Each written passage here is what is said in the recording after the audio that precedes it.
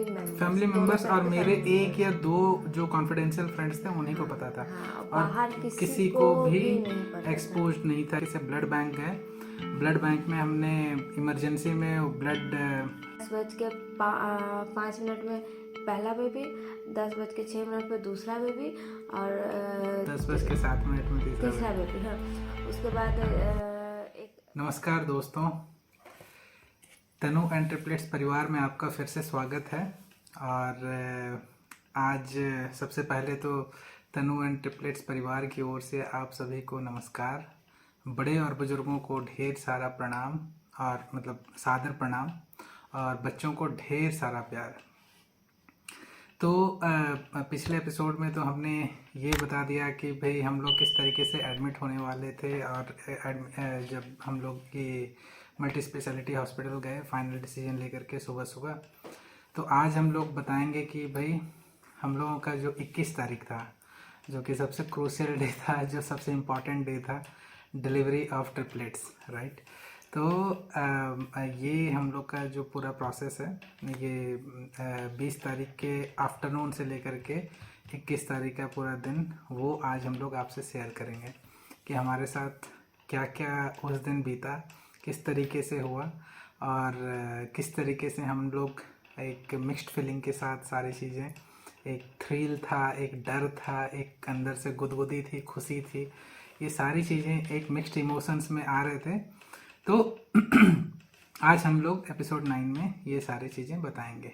बोलो। मेरा आपसे पहला सवाल है, 21 जून को क्या हुआ था? क्या हुआ था 21 जून को?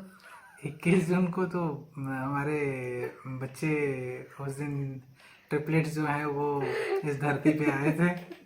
मैं डायलॉग बोल रही थी, वो नहीं था वो दृश्यम 2 में। अच्छा, 2 अक्टूबर को क्या क्या हुआ हुआ था? हमें तो bit by bit, line by line उस चीज़ को याद है, क्योंकि हम लोग उस जिंदगी को जिए हुए हैं, उस दिन को जिए हुए हैं, है ना। तो स्टार्ट करते हैं। सबसे पहले तो जब एडमिट किया गया, एडमिट तो अभी नहीं हुआ था, पहले हम लोग सुबह जब पहुंचे तो सारा प्रोसेस स्टार्ट हुआ, और इनके सारे जो वाइटल्स टेस्ट किए गए, और जो ब्लड टेस्ट वगैरह स्टार्ट हो गया। और उसके बाद अराउंड 4 बजे तक हमने वहीं पर एक सुपर डिलक्स रूम जो था वो हमने बुक किया, और उनका अलग अलग कैटेगरी का रूम था, तो हमने यही बुक किया था क्योंकि ये बहुत बड़ा चौड़ा रूम था, और जिसमें कि हमारे बच्चे जब ये होते तब जा कर के वहाँ हम स्टे कर सकते थे। तो वो रूम बुक किया गया, और उसके बाद तन्नू आकर के फिर एडमिट हुई। हम यहाँ पर एडमिट होंगे। हाँ, तो मतलब ऑफ कोर्स वो एडमिट होने का मतलब उनके लिए स्पेशल बेड था, हम लोगों के लिए तो भाई एक सोफ़ा और उधर एक छोटा सा बेड हुआ था। और हमने अपने पेरेंट्स को भेज दिया था 20 तारीख के दिन, और हम तो सोचे थे कि मतलब उनको पोस्ट डिलीवरी ही बुलाएंगे, लेकिन क्योंकि वो जो ट्रॉमा और जो प्रेशर हम लोग झेल रहे थे यहाँ, ऑफ कोर्स उनके दिमाग में भी तो वो प्रेशर चल रहा होगा, लेकिन फिर भी हम सोचे थे कि हम खुद अकेले कोशिश करें इस चीज़ को फेस करने का। तो फिर हमने उनको उस दिन भेज दिया था, लेकिन हमें ये नहीं पता था कि मुझे पापा को फिर से बुलाना पड़ेगा, क्योंकि तन्नू का जो ब्लड टेस्ट का रिपोर्ट आया शाम तक, उसमें ये था कि इनका हीमोग्लोबिन बहुत कम था, जिसके कारण कि इनको ऑपरेशन के दरमियान ब्लड की ज़रूरत पड़ेगी, जो कि डॉक्टर पूजा मैडम ने कहा हमें। तो फिर अब चूँकि हम, मेरा और मेरे पिताजी का, हम लोग का ब्लड ग्रुप एक था, और हमने पता नहीं था ना, वो नया लोकेशन था हमारे लिए, बरगढ़ जो है, तो कहाँ ब्लड बैंक वगैरह होगा और किस तरीके से करना है मुझे पता नहीं था। तो मैंने पिताजी का हेल्प लिया, वो आए, और हम लोग उसी दिन सुबह ऑपरेशन जिस दिन होना है उस दिन सुबह फिर गए। लेकिन चलिए 21 तारीख को सुबह पिताजी आए, लेकिन हम लोग अभी 22 तारीख के रात का सिनेरियो बताते हैं। तो 22 तारीख की रात में तो सॉरी, हाँ, 20 तारीख के रात का सिनेरियो बताते हैं। सॉरी, मैं थोड़ा सा कंफ्यूज हो गया। तो 20 तारीख के रात का सिनेरियो बताते हैं। तो एडमिट होने के बाद इनका डाइट जो नॉर्मल प्रिस्क्राइब डाइट इनका स्टार्ट हो गया, और उसके बाद फिर एक अजब सा डर हम दोनों के अंदर था। ये डरी हुई नहीं थी, मैं थोड़ा सा ज़्यादा परेशान था उस दिन, और मैं बहुत टहल रहा था, मतलब हॉस्पिटल के कॉरिडोर में मैं बहुत टहल रहा था, और जगह जगह फ़ोन भी लगा रहा था कि हाँ भाई कुछ जो अपनी परेशानियों को शेयर करके अपना थोड़ा सा मन हल्का करूं। और मैं तो बहुत खुश थी। हाँ, तनु बहुत ज़्यादा खुश थी और पॉजिटिव थी काफ़ी ज़्यादा। मैं पॉजिटिव था इसके सामने, लेकिन चेहरे पे जो टेंशन है वो दिख जाता था, है ना। तो उस रात में फिर इनका तो जो अब चूंकि हमारा एक बेबी जो था वो थोड़ा सा क्रिटिकल था, राइट। तो इनका जो है अल्ट्रासाउंड एक छोटा सा डिवाइस ला करके नर्स करती थी, हर 2 घंटे पे या हर 1 घंटे पे करती थी। तो वो रेगुलर हो गया उस रात, क्योंकि वो उनको चेक करना था कि तीनों हार्ट बीट जो है वो चल रहे हैं। और वो एक अजब किस्म का साउंड करता था, जो हमने पहले भी एपिसोड्स में बताया था, वो बहुत ही फनी मोमेंट था। तो वो एक डमरू के टाइप का डुक डुक डुक डुक करके आवाज़ करता था। तो रात में भी जब मैं थोड़ा सा नैप लेने का सोचा, तो मैं बीच बीच में वो आवाज़ आने लगता था, तो पता चलता था कि नर्स आई हुई है एंड से is checking all the 3 babies. और वो इस तरीके से बोलते थे कि ଏଇ ଛୁଆଟା ଏବେ ଏଇଠି ଅଛି, ଏଇ ଛୁଆଟା ଏଇଠି ଅଛି। मतलब ये बच्चा जो एक बेबी जो है उधर भाग रहा है, वो उधर इधर ये कर रहा है, तो वो किधर छुप रहा है, वैसा करके पता नहीं मतलब कैसे उस समय हो रहा था वैसा। तो और सारे वाइटल्स रात रात भर चेक किए गए इनके। और फिर सुबह 5 बजे नींद खुल गई। और मतलब सोए ही कहाँ थे, तनु थोड़ा बहुत सोई, मैं तो सोया नहीं। लगभग 5 बजे फिर ये नर्स आई और 6 बजे तक तनु को बोला गया कि 6 बजे तक इनको लेकर के चले जाएंगे। ओटी में उस समय नहीं लेकर के जाएंगे, लेकिन इनके जो बेसिक टेस्ट्स हैं, जो मॉर्निंग आवर्स के टेस्ट हैं, वो स्टार्ट हो जाएंगे। और उस सुबह फिर मेरे पिताजी आए और हम लोग किसी भी तरीके से ब्लड बैंक गए। ब्लड बैंक में हमने इमरजेंसी में ब्लड मतलब डोनेट करने के बाद जो ब्लड एक्सचेंज होता है, राइट, पहले हमारा ब्लड डोनेट होगा, उसके बाद वो जो रिजर्व में ब्लड रहेगा वो हमें फिर वापस देते हैं। तो वैसा दिया गया। हम लोग 2 पैकेट ब्लड लेकर के आए। पता नहीं वो कितने ml का होता है, लेकिन 2 पाउच हम लोग लेकर के आए, इतना मुझे याद है। और लेकर के आने के बाद दे दिए। तो लगभग हम लोग ये चीज़ें 8 साढ़े 8 बजे तक ले आए थे और उन्होंने ला करके रेफ्रिजरेटर में रख दिया वो ब्लड को। और उसके बाद फिर मेरा परेशानी जो स्टार्ट हुआ, तो उस समय फिर पिताजी तो थे ही, मेरे साले साहब जो हैं राहुल, वो आए और वो भी मतलब सपोर्टिव थे उस समय। मम्मी ओवर द फोन थी, दोनों मम्मी, मेरे सासू माँ और मेरी मम्मी दोनों ओवर द फोन हम लोग ये कर रहे थे। लेकिन उस दिन एक चीज़ तो बढ़िया था कि कोई भी घर का मेंबर हमें ओवर द फोन डिस्टर्ब नहीं कर रहा था। अनलेस अनटिल मेरा कॉल जाता, कोई हमें फ़ोन नहीं कर रहा था, क्योंकि सब शायद समझते थे कि भाई अभी, और घर पे सब पूजा पाठ कर रहे हैं अपना, उधर एक अलग और है। हमने अपना प्रेगनेंसी न्यूज़ किसी को नहीं बताया, हाँ, सिर्फ फैमिली मेंबर्स और मेरे 1 या 2 जो कॉन्फिडेंशियल फ्रेंड्स थे उन्हीं को पता था। हाँ, और बाहर किसी को भी नहीं पता एक्सपोज नहीं था ये चीज़ें। और या फिर मेरे जो डॉक्टर फ्रेंड्स भी जो थे उनको ही पता होगा, नहीं तो और किसी को भी नहीं पता था। तो ये सारी चीज़ें चल रही थी। तो सुबह पूजा पाठ घर में चल रहा था और फिर 9:30 बजा, तो फिर इनको ऑपरेशन थिएटर ले जाया गया। और ऑपरेशन थिएटर में ले जाने के बाद मैं तो बाहर चिंता होकर के बहुत इंतज़ार कर रहा था। मतलब वो जो इंतज़ार था ना, वो ऐसा, वो आधे घंटे का जो या 45 मिनट्स का जो इंतज़ार था ना, मेरे लिए अरसा लगा। लेकिन उसके बाद अंदर ले जाने के बाद क्या हुआ वो तन्नू बताएंगी बेहतर। जैसा कि मेरा ऑपरेशन होने वाला था 10 बजे से, लेकिन ऑपरेशन थिएटर में 9:30 बजे से उन्होंने मुझे ले गया। लेकिन उन्होंने एक रात पहले ही बोल दिया था, मैंने 20 जून को रात को बोल दिया था कि आप रात को 12 बजे के बाद से पानी नहीं पिएंगी, लिक्विड नहीं लेंगी, क्योंकि अगर लेंगी तो सुबह ऑपरेशन के टाइम को आपको उल्टी हो सकता है। तो इसीलिए डॉक्टर ने मना किया था। और मैं पानी मतलब नहीं पी। उसके बाद सुबह का जो मेडिसिन था, थायराइड का मेरा जो भी मेडिसिन था, वो मैं सुबह बस थोड़ा सा पानी में मैं खा गई। उसके बाद जब ऑपरेशन वहाँ थिएटर में ले गए, तो फिर वहाँ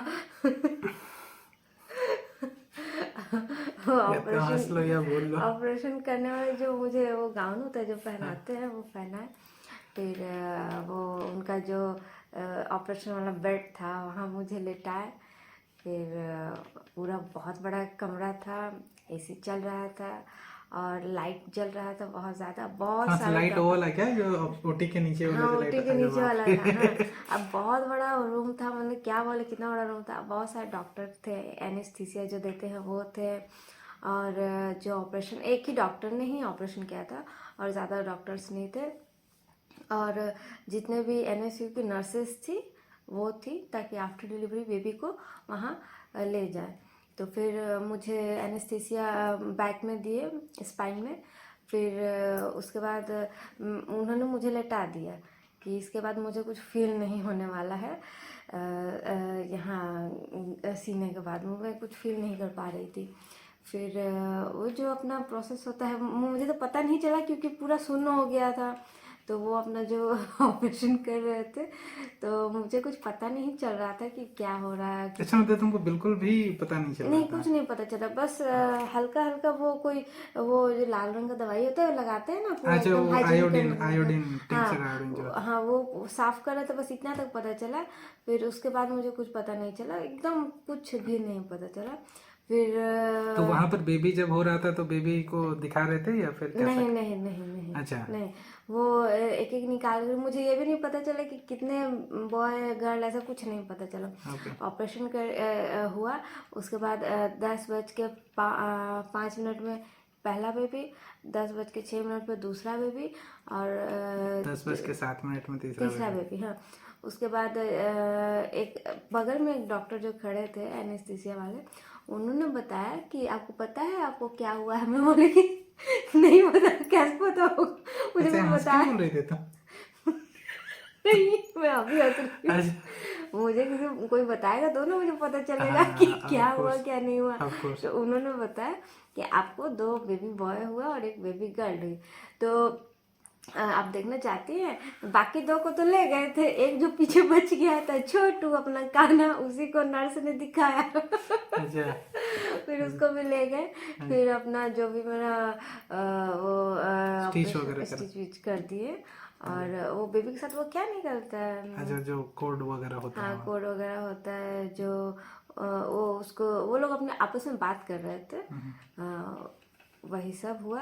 और मुझे फिर ऑपरेशन रूम में से लेके दूसरे रूम में, बाजू वाले रूम में ऑब्जर्वेशन के लिए।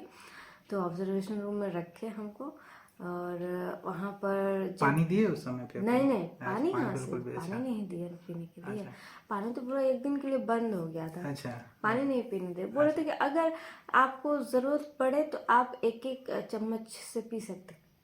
हाँ, तो जब हमको ऑब्जर्वेशन में रखा गया, तो जैसे जैसे टाइम बीतता गया, आधा 1 घंटा हुआ, तो मुझे बहुत ज़्यादा ठंड लग रहा था। बहुत ज़्यादा, इतना ठंड लग रहा था कि ऐसा लग रहा था कि बहुत सारे 3-4 एसी चला दिया गया, एकदम बहुत ठंड लग रहा था। और जहाँ सीज़र हुआ था वो एरिया बहुत जल रहा था, बहुत ही जलन हो रहा था। तो हाँ, तो डॉक्टर आके पूछ रहे थे ठीक है तो, ठीक है तो मैं बोल दी कि नहीं, मुझे वहाँ जल रहा है जहाँ ऑपरेशन हुआ है और बहुत ठंड लग रही है। तो फिर ठंड के लिए वो जो ब्लोअर होता है वो उन्होंने वहाँ रखा और मुझे एक इंजेक्शन दिया। फिर वो इंजेक्शन जैसे ही गया, वो जलन थोड़ा ठीक हो गया, सब नॉर्मल हो गया। और उसके बाद मैं वो सवाल पूछते गए और मैं, ऐसा लग रहा था कि मैं जैसे बेहोश होते होते उनको जवाब दे रही हूँ, फिर मैं सो गई, मुझे कुछ पता नहीं चला। फिर लेकिन मुझे ये चिंता हो रहा था कि ऑपरेशन के बाद मुझे कुछ पूछने नहीं आ रहा है कि मैं हूँ नहीं हूँ, कहाँ हूँ। अच्छा, तो तुम्हें वैसा लग रहा था। तो मैं अब पूछने बताता हूँ कि नहीं आ मेरा सिनेरियो बाहर का कैसा था। ये तो अंदर इनसाइड ओटी ये था। मैंने शायद पहले भी बताया है कि वो सबसे मेरे लिए क्रूशियल मैं सोच मेरा। रही कि अभी तक अरुण मेरे को पूछने भी नहीं आया है कि क्या हुआ, मतलब क्या, हाँ, मतलब तो मेरे से तुम्हें मतलब ऐसा लग खत्म रहा हो है गया। खत्म हो गया, बेबी आ गया तो। हाँ हाँ, नहीं, तो कोई उस नहीं समय है। हुआ ऐसा था कि तुम्हारा तो ओटी के अंदर चल रहा था, तो मैं जब बाहर बैठा हुआ था, तो मैं और मेरे जो साले जी हैं वो बैठे हुए थे बगल में। तो जैसे बेबी एक एक करके बाहर आ रहा था, तो मैं देख रहा था खुश हो रहा था, लेकिन मेरा खुशी खत्म नहीं हो रहा था, मतलब क्या बोलते हैं, मेरा जो टेंशन है वो खत्म नहीं हो रहा था, सॉरी। तो पहला बेबी गया, वो रोते हुए गया। दूसरा बेबी भी रोते हुए गया। तीसरा बेबी भी रोते हुए दौड़ते हुए लेकर के गए। तो फिर तीसरे बेबी के बाद मैंने, मतलब पहले बेबी के बाद ही मैंने अपने साले को बोला कि भाई आप जाइए, देख लीजिए वहाँ पे क्या सिचुएशन कैसा है, और बेबी क्या है, मतलब लड़का है लड़की है क्या है। तो वो गए, तो वो पहला बेबी में मैसेज आया कि पहला बेबी बॉय है। तो मैं बोला चलो ठीक है। उसके बाद दूसरा मैसेज आया कि ये बेबी गर्ल है। मैं बोला और अच्छी बात है। तो फिर वो तीसरा वाला गया, तो तीसरा वाला तो ज़्यादा चिल्लाते हुए गया। तो बोला मेरे को पता चल गया कि वो बेबी बॉय है। तो वो बोला बेबी बॉय है। तो मैं बोला चलो ये आया। तब घर से फिर फ़ोन आया उसी समय, लकीली उसी समय फ़ोन आया। और मैंने मम्मी को पहले बताया और पापा को पहले बताया कि भाई 2 लड़का और 1 लड़की हुई है। तो मेरे पिताजी का उसी समय कहना था, अरे अभी तो रथ यात्रा है, और देखो हमारे घर में जगन्नाथ पुरी के भगवान आए हैं, तो बलभद्र सुभद्रा जगन्नाथ। तो उसी समय उनका नाम ये पड़ गया। तो ऐसा हुआ। तो उसके बाद फिर मुझे चिंता होने लगी। अब कॉल्स आ रहे थे, उसके बाद कॉल्स आने लगे, लेकिन फिर भी मैं अपना फ्लाइट मोड में कर दिया थोड़ा सा। क्योंकि मैंने पापा मम्मी को इन्फॉर्म कर दिया, तो मुझे पता था कि बाकी लोग जो मुझे कॉल करेंगे वो फिर पापा मम्मी को फ़ोन करेंगे ही। तो फिर मैं अपना फ्लाइट मोड में कर दिया, क्योंकि मुझे ये चिंता था कि भाई मेरी जो वाइफ है वो अभी तक बाहर क्यों नहीं आई है, एंड हाउ से इज। और ये अंदर शायद ये टेंशन में थे कि भाई मेरे हस्बैंड अभी तक क्यों नहीं आए, वो मतलब ख़त्म हो गया क्या। तो फिर मैं जब 11 बज गया तो भी इनको बाहर नहीं लाया गया। तब फिर जा कर के मैंने वो मैं ज़बरदस्ती घुस गया, ज़बरदस्ती मतलब चला गया अंदर ओटी के अंदर। तो ओटी भी एक लंबा कॉरिडोर है, तो वहाँ जाते जाते मैं देखा कि अंदर से एक आ रही थी, वो बहुत सारा ट्रे लेकर के आ रही थी, जिसमें कि ऑपरेशंस के बहुत सारे इंस्ट्रूमेंट्स रखे हुए थे। तो अच्छी नर्स थी, वो उनसे मैंने जैसे पूछा तो बोली अच्छा वो ट्रिपलेट आप ही का है क्या। मैं बोला हाँ। तो बोले मैं बोला अपनी वाइफ से मिल सकता हूँ। बोला, मैं बोला इतना लेट क्यों हो रहा है। तो बोले नहीं उनको ऑब्जर्वेशन में रखा गया है, और निकालेंगे हम लोग, थोड़ी देर में निकालेंगे। और फिर मैं बोला मुझे मिलना है उनसे। तो वो फिर मेरे को लकीली लेकर के गई। एंड उस समय फिर तन्नू को जब ये देखा। मैं बोला पहली बार मेरे सामने आया तो मैंने उससे पूछी हाँ, क्या मतलब खत्म हो गया, खत्म हो खत्म हो गया। गया। मुझे अभी तक कोई पूछने अब क्यों नहीं पूछने आया। क्यों नहीं थे। हम बोले कि भाई हम बाहर इंतजार कर रहे थे, और मतलब अंदर तो आना नहीं था, अलाउड नहीं था। तो फिर उस समय जब आया तो मुझे उन्होंने, मतलब जब ओटी के अंदर जाने से आपको हर चीज़ का गार्ड दे देते हैं। तो सिर पे कुछ पहना दिया, हैंड में ग्लोव्स दे दिया, और ये मास्क तो पहने मास्क ही पहना था। था, और ये था, वर्ड यूज मत करो। तो ये क्या बोलते हैं उसमें फिर ये क्या बोलते हैं, एक्चुअली वो टर्म यूज करने से यूट्यूब क्या करता है ना, उस एरिया को ये कर देता है, म्यूट कर देता है, या फिर कम्युनिटी गाइडलाइंस आ जाती है। तो इसीलिए हम वो बड़ी बीमारी का नाम नहीं लेते हैं कभी भी अब। तो गाउन दे दिया गया। तो गाउन जा कर के, मतलब फिर मैं देख करके तब मुझे जा कर के थोड़ा राहत मिला कि हाँ भाई वाइफ सेफ है, सब बढ़िया है। फिर मैं बाहर आया। बाहर आने के बाद तब जा कर के मैं पहली बार एनआईसीयू गया। तो एनआईसीयू का पहला दर्शन उस दिन हुआ। तो एनआईसीयू में भी बहुत सेफ और वो करके रखे हुए हैं। वो भी एक लंबा कॉरिडोर है, अंदर जाने के हैंड वॉश बाद करना था सबसे हाँ पहले, हाँ, तो फिर एक लंबा और नीचे स्लीपर चेंज करना था वहाँ का जो हाँ, स्लीपर रहते थे। तो वो एक लंबा कॉरिडोर है। वो कॉरिडोर के बाहर में एक हैंड सैनिटाइजर रखा रहेगा, और आपको अलग स्लीपर दे दिया जाएगा।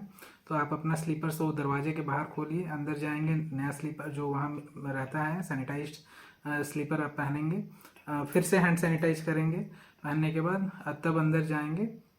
और अंदर जाने के बाद फिर और एक चैम्बर आता है जिसमें कि बच्चे लोग रहते हैं, वो एनआईसीयू का है। उस चैम्बर के अंदर भी और एक चैम्बर रहता है जहाँ पे बच्चे लोग सब रहते हैं वो सारे।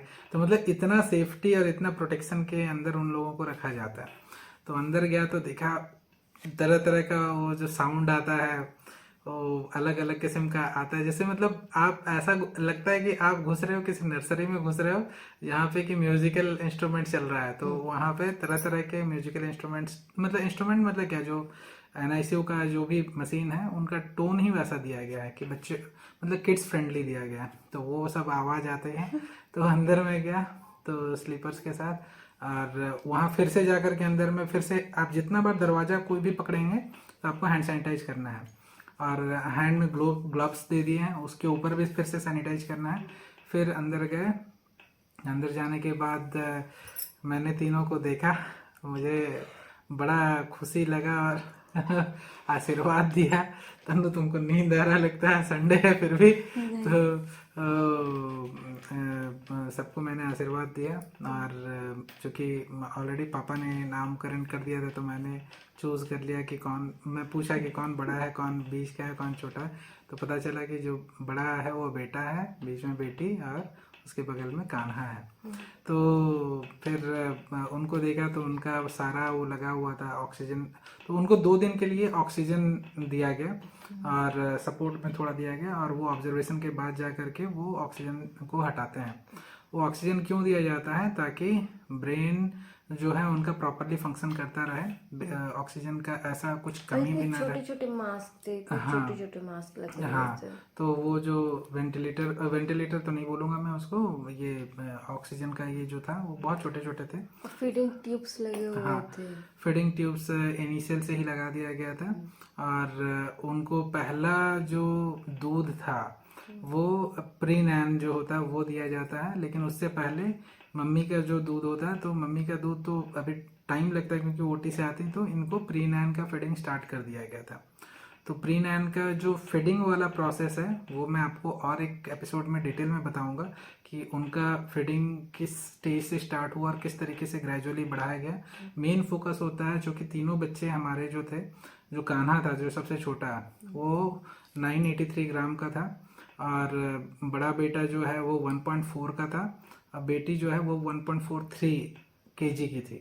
तो ये तीनों पे थे, और वहाँ पे मैंने देखा कि बाकी भी बच्चे थे, जो कि एक बच्चा था जो कि थोड़ा सा ज़्यादा ही उसको ऐसा बॉक्स वगैरह टाइप में करके रखा गया था, जो कि बाद में पता चला कि वो थोड़ा क्रिटिकल है। उसकी भी स्टोरी में ग्रेजुअली मैं बताऊंगा आप लोगों को।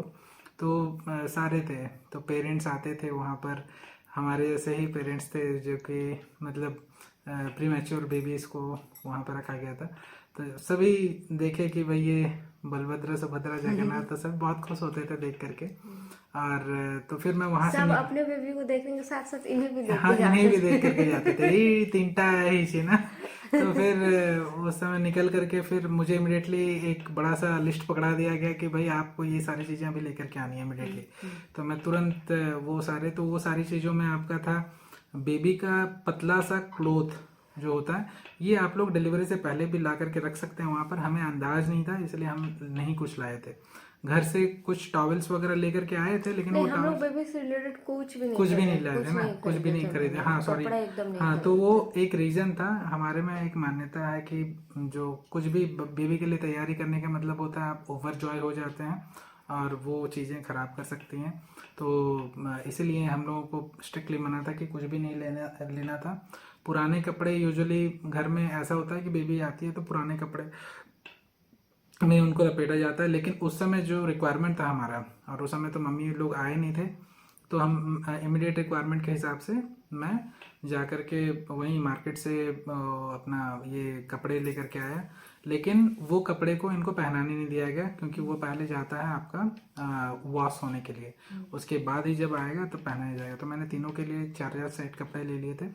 तब तक उन्हें ग्रीन कलर के कपड़े से कवर करके रखते नहीं, हाँ, एक तो ग्रीन कलर के कपड़े, दूसरा था कि वहां पर कैसा होता है ना, चूंकि सभी बच्चे एक साथ रहते हैं तो सबके कपड़े एक साथ वॉश होने जाते हैं, आते हैं, तो वो क्या करते हैं कि दूसरे बच्चों का भी मतलब पहना देते हैं कि अगर टेम्पररी मान लीजिए कि सारे कपड़े स्टरलाइज होते हैं। हाँ, वो स्टरलाइज ही होने जाते हैं। उसके बाद जाकर के जब आते हैं तो स्टरलाइज जब तक होता है वो तो टाइम लगता है, राइट, 24 आवर्स कम से कम लगता है, तो बच्चा थोड़ी उतना देर ये रहेगा। तो और वो NICU बहुत ठंडा वाला रूम होता है, है तो एसी चल रहे होते हाँ वो एसी चारों ओर चल रहा होता है और उनके जो जो एनआईसीयू बेबी के ऊपर में एक हीटर लगा रहता है, वो टेम्परेचर मेंटेन करके वहाँ पे रखते हैं। और हमारे बच्चे तो वहाँ से निकलते निकलते मैं पहले तो एकदम गोरे थे और वहाँ से निकले तो थोड़े सांवले भी हो गए, क्योंकि वो हीट रहता है ना, डायरेक्ट उनके ऊपर रहता है। फिर कुछ दिन बाद सही हो गया, सही, हाँ फिर नॉर्मल जो कलर नॉर्मल रखना चाहिए, कॉम्प्लेक्शन स्किन में कलर पे आ गया। आ गए। तो फिर उसके बाद कैसा था कि हाँ तो उसके बाद फिर मैं निकला बाहर, ठीक है, ये सारी चीज़ें, फिर सामान सामान लेकर के आया।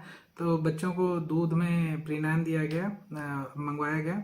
और मॉम के लिए कुछ कुछ बोल दिया गया कि ये सारे मेडिसिन उनको वहाँ पहुँचाना है, उनके जो रूम है हमारा वहाँ पे। और बच्चों का था प्रीनान था, और वो ट्यूब्स वगैरह, फीडिंग ट्यूब्स वगैरह था, हैंड के ग्लव्स जितने भी थे वो मंगवाए गए मेरे से। और क्या था, वो डाइपर्स ढेर सारे मंगवाए गए। मैं ला करके स्टॉक में रख दिया सारा तीनों बच्चे के लिए। और उसके बाद फिर तन्नू पे फोकस किया, क्योंकि मैं जब देखा तीनों यहाँ पे सेफ है, बोले चलो ठीक है, अब डॉक्टर से धीरे धीरे बात करूंगा तब जा करके ग्रेजुअली ये होगा। फिर तन्नू ऊपर गया तो देखा तन्नू को बाहर लेकर के आ रहे हैं, तो मैं इसके साथ फिर रूम में गया इनके साथ। और रूम मुझे में 3 बजे शिफ्ट किए, 3 बजे दोपहर दोपहर में 3 बजे शिफ्ट किए। और शिफ्ट होने के बाद जा करके उस समय शिफ्ट क्या होने के हुआ, बाद मैं सबसे पहले अपना फोन देखी कि अच्छा। किसका फोन आया। तो और मैं उसके बाद फिर फोन में थोड़ा व्यस्त हो गया। उसके बाद जा बाकी करके सबको ये न्यूज देने लगे, हाँ वो मैसेज करने लगे। मतलब मैं कम न्यूज़ दे रहा था, मेरे को मैसेज ज़्यादा आ रहा था और कॉल ज़्यादा आ रहे थे, और सब बधाइयाँ दे रहे थे, और मैं फिर भी थोड़ा गंभीर था। और उस समय मैं अभी भी याद है कि बेबी डिलीवरी के एक रात पहले पुणे में हम लोग जब रहते थे तो हमारे एक नेबर थे, वो भैया जो अपना ये करते हैं, क्या बोलते हैं, एस्ट्रोलॉजी में रहते हैं, उनके बहुत सारे से हमें बहुत हेल्प मिला है। तो वो जो पार्ट था, तो मैंने उनको कॉल किया था कि भैया देखिए महादेव ऐसा, भैया, हाँ महादेव भैया, पटीदार। हाँ महादेव पटीदार भैया जो हैं, उनको कॉल किया, भाभी को भी कॉल किया कि भैया देखिए कल ऐसा ऐसा सिचुएशन है, और तो जरा सा अगर कुछ डिस्टेंस सीलिंग वगैरह कर सकते हैं, सब सेफ हो जाए, ये हो जाए। तो उन्होंने आशीर्वाद दिया कि जाइए आपका सब सही रहेगा और हम लोग यहाँ पर से आपको ये करते रहेंगे। उन्होंने उस दिन एक चीज़ करने को कहा था, और वो चीज़ हमने फिर किया भी था, मतलब मैंने किया था सुबह सुबह ऑपरेशन थिएटर में जाने से पहले मुझे वो चीज़ करना था, अर्ली मॉर्निंग, तो वो मुझे करना पड़ा, इमिडिएटली मैंने किया। और करने का क्या था बता देंगे या फिर नहीं बताएं? अच्छा ठीक है, तो वो अपना अपना रहता है, तो उन्होंने बताया था, तो वो हमने प्रोसेस कर दिया था, मैंने कर दिया था। और उसके बाद जा कर के चीज़ें लकीली सक्सेसफुल हुई। उनके भी आशीर्वाद काफ़ी ज़्यादा हमारे साथ रहे, और आगे भी उन्होंने किस तरीके से मदद किया मैं ये भी चीज़ आपको बताऊंगा। तो उनको हमने फ़ोन किया और काफ़ी ज़्यादा चीज़ ये लगा। हाँ, तो 3 बजे जब इनको शिफ्ट कर दिया गया तो फिर आकर के कॉल्स वगैरह पे बिजी हो गए, और फिर इनका जो नॉर्मल जो नर्स आती थी इनसे बात करती थी। और फिर ये उस दिन तुम गई थी बच्चों को देखने के लिए? नहीं, मैं तो उठ भी नहीं पा रही थी हाँ ना, सॉरी, उस दिन जब तो तक तुम नहीं उठ पा रही हाँ, तब तक तो नहीं इनको फिर फिजियोथेरापी भी करना था। तो दूसरे दिन से, शायद दूसरे दिन से ना, दूसरे दिन से, हाँ दूसरे दिन से इनका दूसरे फिजियोथेरापी, दिन इवनिंग से, मैंने 22 तारीख की इवनिंग से इनका फिजियोथेरापी वगैरह स्टार्ट हुआ। तो वो सब कैसे हैं अभी तो हम लोग आपको 21 तारीख का ही सारा बात बताएंगे। तो ये सारा जो क्रूशियल मोमेंट्स था उस दिन हुआ, थोड़ा सा अंदर खुशी आया था, लेकिन हम लोग को ये नहीं पता था कि आगे चल के क्या हम लोग का क्या सब कुछ होगा। क्रिटिकल होने वाला है। तो अब हमें ये अंदाज नहीं था कि अब तो बेबी डिलीवर हो गया, क्योंकि इतने 9 महीने के इंतजार के बाद तो ये चीज पता चला, तो चलो अच्छा हुआ, ऑपरेशन के बाद जो भी हुआ। हाँ, लेकिन अब ये भी पार्ट था कि डॉक्टर्स ने बोला कि, मतलब डॉक्टर उस दिन बुलाए थे काउंसलिंग के लिए, मुझे बुलाए थे, इनको तो नहीं बुलाए थे। तो जो नियोनेटोलॉजिस्ट हैं, इनके हस्बैंड जो थे, जो डिलीवरी करवाए हैं, उनके हस्बैंड जो थे, उन्होंने मेरे को बुलाया और वो बोले कि आपका सब कुछ ठीक रहा, 2 बच्चे ठीक हैं, तीसरा बच्चा जो है वो थोड़ा सा क्रिटिकल कंडीशन में है अभी भी। तो क्योंकि सब बच्चे का फीडिंग के बाद नॉर्मल जो है रिस्पॉन्स कर रहे थे, और जो तीसरा बच्चा है वो फीडिंग बहुत ही कम ले रहा था। और क्योंकि बाकी सब 2 ml का फीडिंग ले रहे थे उस दिन, और तीसरा बच्चा जो था अच्छा उस दिन फीडिंग दिए थे कि नहीं दिए थे मेरे को याद वो नहीं लोग है। दे रहे दे रहे थे ना। भूख तो थोड़े रहे थे हाँ, तो 2 ml का फीडिंग सबको पड़ रहा था। जो तीसरा बच्चा था हमारा वो 1 ml या ½ ml उसको दिया गया था। तो इसीलिए उन्होंने बोला कि उसका मेन कारण क्या था? हाँ, तो हाँ, और एक चीज उस दिन न्यूरोनेफ्रोलॉजिस्ट जो थे उन्होंने मेरे को 1 वीक का सब कुछ बताया था कि 1 वीक में वो पूरा डिटेल में मेरे को बता रहे थे काउंसलिंग के दरमियान कि देखिए आपका तीनों बच्चा अभी इस स्टेज पे है, अगला 2 दिन, अगला 48 आवर्स तक ये ऑब्जर्वेशन रहेगा। अगर ये ऑब्जर्वेशन में थोड़ा भी कुछ परेशानी हुआ तो ये दिक्कत आ सकता है। अगले 72 आवर्स में ये रहेगा। उसके बाद जो तीसरा, चौथा, 5वां दिन जो रहेगा, तो 1 सप्ताह का उन्होंने मेरे को बताया था कि ये चीजें अगर हो आपके बच्चे, सकते हैं हाँ, ये तो चीजें अगर, घबराइएगा मत। हाँ, ये चीजें अगर आपके बच्चे क्रॉस कर गए तब आप थोड़ा नॉर्मल हो सकते हैं, लेकिन ये 1 वीक बहुत क्रूशियल और क्रिटिकल है। तो फिर जो हमारा खुशी था, बैक टू फिर से वो टेंशन और प्रेशर में। तब उस टाइम हम लोग को लगा कि हाँ, उसका 9 महीने का जितना टेंशन था उसका दुगना हो दुगना हो गया 18 क्योंकि महीने अब तो बच्चे का चेहरा भी हम लोग देख लिए थे, तो अब लग रहा था कि भाई अब तो किसी भी तरीके से हम लोग सरवाइव चाहते थे करना कि वो किसी तरह सरवाइव कर कर जाए जाए। बस। तो हम लोग बस भगवान भगवान कर रहे थे। तो अगले एपिसोड में हम लोग बताएंगे कि किस तरीके से वो, मतलब अब 22 तारीख के दिन के बाद से किस तरीके से स्टार्ट हुआ। तो हम लोग ये ट्रिपलेट पेरेंटिंग स्टोरी के एपिसोड 10 में बताएंगे। और अभी तो डिलीवरी का खुशी आप लोग भी एंजॉय कीजिए, और जो उस दिन जो उतार चढ़ाव हमारे साथ हुआ वो आप सुन ही लिए हैं।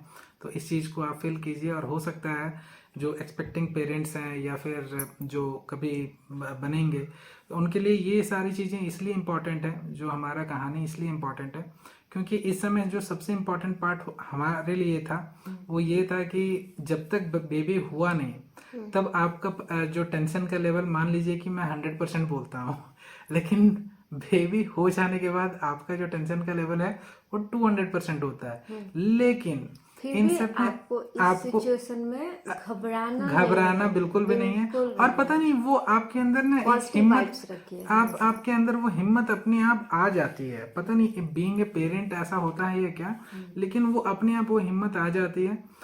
चिंता रहता है लेकिन आपको पता रहता है कि भाई भगवान किसी भी तरीके से ये ठीक कर ही देंगे। और ऑफ कोर्स भगवान का तो कभी मतलब हमने ये नहीं छोड़ा, दामन नहीं छोड़ा, उनको हमेशा याद करते रहे। और हर दिन हर पल हम लोग ईश्वर को याद किए हैं, और उनके ही बदौलत, उनके आशीर्वाद से और बड़े बुजुर्गों के जो आशीर्वाद से और आप लोगों की दुआओं से वो सारा चीज़ टैकल कर पाए। तो कभी भी परेशान मत होइए।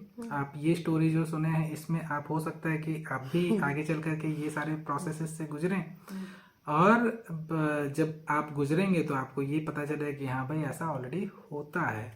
तो ये आपको एक रिलीफ देगा। तो हमारे ये जो ट्रिपलेट पेरेंटिंग स्टोरी का मकसद ही यही है कि हमारे जर्नी से आप लोग ये समझ सकें कि हाँ भाई हम लोग अकेले नहीं हैं। जैसे कि हमें लगता था उस समय कि हमारे साथ ही सिर्फ ऐसा हो रहा है, तो कम से कम आप लोग जब ये चीज़ देखें, आप लोग अपने किसी भी रिलेटिव्स जो कि ऐसा एक्सपेक्ट करते हैं, जो कि आजकल तो सारे सर्जरी लगभग यही होते हैं, सी सेक्शंस में ही होते हैं, राइट। तो कम से कम आप उनको ये सलाह दे सकें कि हाँ भाई ऐसा सिचुएशन होता है, इससे भी ज़्यादा इन लोगों ने फेस किया, हमारा तो इतना कम है। तो ये चीज़ें आपको हिम्मत बांधने में मदद करेगा, और आपको एक ढाढ़स देगा और एक होप देगा कि हाँ भाई चीज़ें पॉसिबल हो सकती हैं। तो और कुछ जो बोलना होगा, मतलब जो होने वाला है उस पर तो किसी का कंट्रोल नहीं है। जी। तो एक्स्ट्रा बहुत सारी चीजें सोच करके खराब चीजें सोच करके अपना दिमाग, अपना एनर्जी बिल्कुल और सामने वाले का जितना भी हम वाइब्स दे रहे हैं वो खराब करते हैं। जी। तो इसलिए इससे पॉजिटिव थॉट रखना है। पॉजिटिव रखना लेकिन मैं इतना भी बता रहा हूँ, आपके अंदर नेगेटिव थॉट्स आएंगे, नहीं है नहीं आएंगे ऐसा नहीं है, आएंगे जरूर। लेकिन आपको सोचना ही नहीं है उस चीज के बारे में। आपको बस फोकस करना है उस मोमेंट पे, और ये सोचना है कि भाई सब ठीक होगा। और भगवान को याद करते रहिए, और बड़े बुजुर्गों का सबका पॉजिटिव आशीर्वाद रहता है, तो फिर आपको चिंता करने की जरूरत नहीं है। और देखिए जो होना है वो होकर के ही रहेगा, तो आपको सोच करके अपना दिमाग खराब करने की जरूरत नहीं है, बल्कि आप उस समय और हिम्मत से काम कीजिए, तब जा करके आपको ये मिलेगा, क्या बोलते हैं, सक्सेस मिलेगा इस चीज़ में। और तो इसके साथ हम लोग अपना ट्रिपलेट पेरेंटिंग स्टोरी एपिसोड 9 को समाप्त करते हैं और मिलते हैं हम लोग एपिसोड 10 में। बहुत जल्दी ही मिलेंगे। और आप लोगों का प्यार हमें वाकई में बहुत अच्छा लगने लगा है। प्यार को आप बढ़ाइए, लोग बढ़ाते प्यार को रहिए। आप लोग हमारे व्यूज़ को क्या बोलते हैं, हमारे व्यूज़ को बढ़ाइए। आप ज़्यादा से ज़्यादा लोगों से शेयर कीजिए, वीडियो लाइक पसंद आए तो लाइक कीजिए, कमेंट करके हमें ये बताइए कि भाई और हम क्या आपको हमारे इम्प्रूवमेंट एरियाज भी बता सकते हैं, और क्या इन्फॉर्मेशन हमसे चाहिए वो आप बता सकते हैं। ईमेल्स तो आपके आते हैं, तो ओवर द ईमेल्स तो आपके क्वेश्चंस आ ही जाते हैं, उसमें भी हम रिस्पॉन्ड कर देते हैं। और अगर वो सब्सक्राइब कर दीजिए चैनल को, ताकि आपको ऐसे वीडियोस और भी देखने को मिलें। और नोटिफिकेशंस का बेल जो बटन होता है उसको दबा देने से आपको नोटिफिकेशंस आते रहेंगे जब भी कोई नया वीडियो अपलोड हुआ। तो आप इसी तरीके से हमें प्यार देते रहिए, हमें आपका प्यार बहुत ही अच्छा लगता है। तो इसके साथ हम लोग अपना ये एपिसोड समाप्त करते हैं। बहुत बहुत धन्यवाद। नमस्कार।